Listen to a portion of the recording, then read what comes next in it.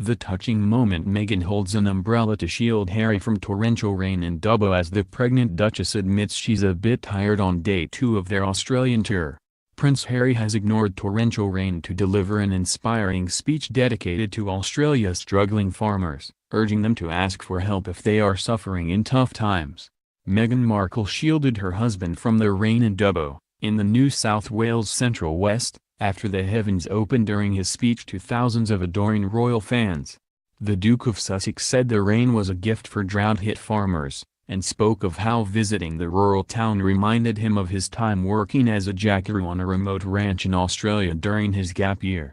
The royal couple had earlier made a new best friend when they touched down in Dubbo on Wednesday. Luke Vincent, a 5-year-old in kindergarten at Buninyong Public School, was overjoyed to meet Harry and Meghan when his turn came, and he just couldn't stop hugging the delighted royal couple.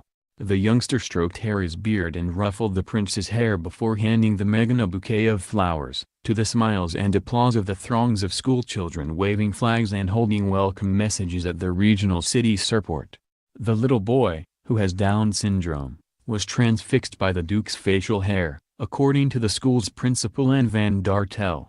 He got a hug from Meghan and then Harry bent down to speak to him and Luke didn't give him any choice. Luke's favorite person in the world is Santa Claus, who has a beard. So he rubbed Harry's beard, she said. It's been a wonderful experience for these little country kids to meet people they've only ever seen on TV. Forecast train held off while the children jumped up and down with anticipation, cheering as the couple came down the steps from their RAF jet for the second full day of their royal tour. Despite running behind schedule, Harry and Meghan took their time with the school children, the prince bouncing around energetically and Meghan kneeling down to speak to them. Ms van Dartel said of the royal couple's visit to Dubbo, whose farming community has been hit by the devastating drought in recent months, "This is a real morale boost." James Fogg, 11, from Eumungery Public School, which has just 9 pupils, told Harry he wanted to be a helicopter pilot, with the Duke replying, "Good choice, good man." James said, "This is so exciting for Dubbo. It's a once-in-a-lifetime opportunity to meet them." 5-year-old Lyra Rose, of Dubbo South Public School, said, "It's the first time I have met a princess and I will remember it forever." While school captain Molly Hopkins Davis, 12, said, "Harry asked us when we had rain. They seemed to know a lot about the drought." Millie Sutcliffe, 10, from Dubbo South Public School, hugged both royals. "My wish came true. I said congratulations on the baby and they thanked me. I said I love you guys and I got a hug. They said thank you for coming to meet us, you guys are awesome." Lachlan Eddy and Tyson Salt, both 12, from Dubbo West Public School, had Meghan in stitches as they performed some energetic dance moves. "She said it was very funny," Lachlan said. Prince Harry and Meghan were also met on the tarmac by Regional Mayor Councillor Ben Shields and Indigenous Elder Aubrey Grace Toomey. Meghan was dressed wearing Australian Outland jeans, a Maison Kitsune shirt, J. Crew boots and a Serena Williams collection jacket. Her necklace is by Aussie designer Natalie Marie. Prince Harry was wearing a blue shirt and trousers. Also in the lineup was Troy Grant MP, the member for Dubbo and Minister for Police and Emergency Services, and his wife Tony. Previous royal visitors to Dubbo have included Edward, Prince of Wales, in 1920, the Queen in 1954 and 1992 and Prince Edward in 2006. The Duke and Duchess of Sussex are showing their support for farming families affected by one of Australia's worst ever droughts while in Dubbo. The farming region has been blighted by temperatures in excess of 45°C, leading to the death of thousands of cattle, loss of livelihood and severe food shortages. Some areas have experienced the driest spell since records began in 1900. Prince Harry and Meghan visited the Royal Flying Doctor Service after their arrival to learn more about the life-saving role the aviation service provides for people living in rural areas. There, the Duke and Duchess of Sussex met a hero medic who pulled 3 survivors from a helicopter crash in Afghanistan. Marcus Wilson, 47, an ex-soldier who was running a medical service at the time, was awarded Australia's Bravery Medal for his actions. Inspired by Prince Harry, Mr. Wilson will be taking part in the Invictus Games and the sailing event. Now manager of the Royal Flying Doctor Service in Broken Hill, about 1,500 kilometers from Sydney, Mr. Wilson spent 14 years in the military, first as a gunner, then as a medic, before setting up a medical evacuation service for aid workers in Afghanistan.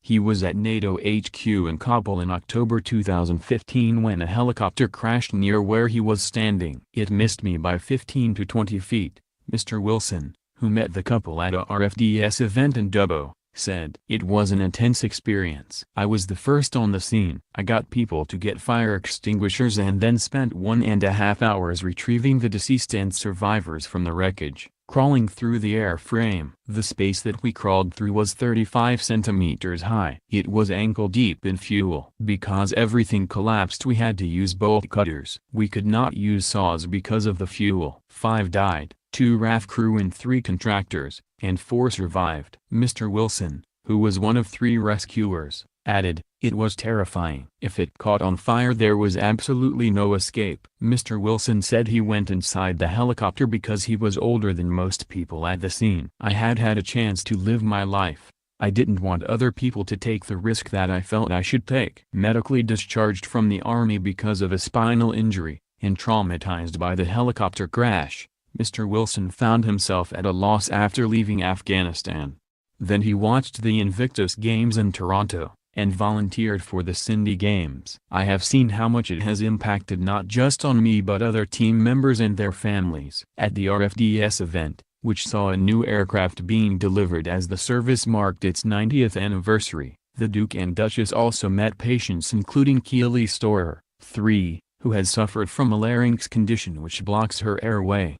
She gave the Duchess a posy. It turned out to be a two-way transaction. Her mother Melissa, 34, said, "She said, 'Would you like one too?' and gave her the white one. Then she saw Keely looking and said, 'Would you like the big pink one?' But Keely got distressed that she pulled apart the posy." Her father Christopher said, "She shed some tears shortly after. It was, 'Oh no, my posy.'" The couple also met nurses and other staff and volunteers from the service. David Charlton, RFDS Aviation General Manager, said they talked about how a few times a year babies are sometimes born mid-flight. "Our staff thought that was quite interesting, given the couple's current condition. The couple found it most amusing and interesting. We all wanted to ask if it was a boy or a girl, but everyone behaved themselves." Before leaving, the couple cut a cake marking the anniversary. Harry gave it a good sniff, and helped himself to a bit of icing. He licked the icing from the knife,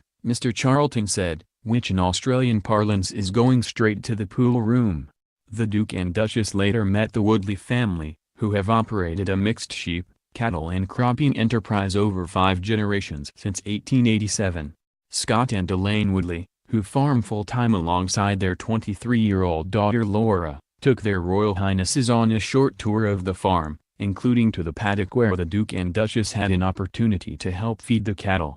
The Duchess of Sussex whipped up a loaf of banana bread to take with her on a visit to a farm to highlight the plight of farmers hit by drought. Pregnant Meghan, 37, cooked the delicious treat in the kitchen at Admiralty House, the home of the Governor-General of Australia, on Tuesday night following her first full day of engagements in Sydney. She took the cake, packed with chocolate chips and a touch of ginger, with her to Mountain View Farm outside of Dubbo in New South Wales, where she met the Woodleys, a 5-generation farming family. An aide said, "She loves baking and just decided to take something along with her on the spur of the moment." The Duchess also took along the perfect accompaniment, a tin of Fortnum and Mason Royal Blend tea. Before the Duchess had even left, the cake was 3/4 of the way gone. Benita Woodley, 20, the daughter of Scott and Elaine, declared it delicious. "It was such a nice and thoughtful thing for her to do. We are really touched." More than 10,000 people are later set to turn out for a picnic in Dubbo's Victoria Park to celebrate community spirit within the region. People have been travelling from around the region to attend the event, and there is not single hotel room left in the town, according to local reports. Harry and Meghan will visit a number of stalls to meet individuals and groups from the community, including representatives from Team Rubicon, Drought Angels, and Headspace. The prince is expected to say a few words. Before they leave, the royal couple will visit 2 local schools. At one they will to learn more about its work to improve the life skills, self-esteem, and employment prospects of Aboriginal and Torres Strait Islanders young men. and the second will see them learn more about efforts to reduce the barriers preventing Indigenous girls from completing their education and reaching their full potential. The visit to Dubbo is part of a jam-packed schedule of 76 engagements across 16 days, with the royals visiting Sydney, Melbourne and Queensland's Fraser Island, Fiji, Tonga and New Zealand on their first overseas tour since they were married. Following the Dubbo visit, the couple will head to Melbourne. In the Victorian city, they will visit a beach, a local school and government house, with a tram ride also included on their itinerary. The pair arrive back in Sydney the next day and head to Bondi Beach, before Prince Harry climbs the Sydney Harbour Bridge to raise the Invictus Games flag. On Saturday and Sunday, they will attend a number of Invictus Games events. Fraser Island is next on the itinerary, before it's back to Sydney for the closing ceremony of the Games. It is then on to Fiji and Tonga, later followed by a visit to New Zealand.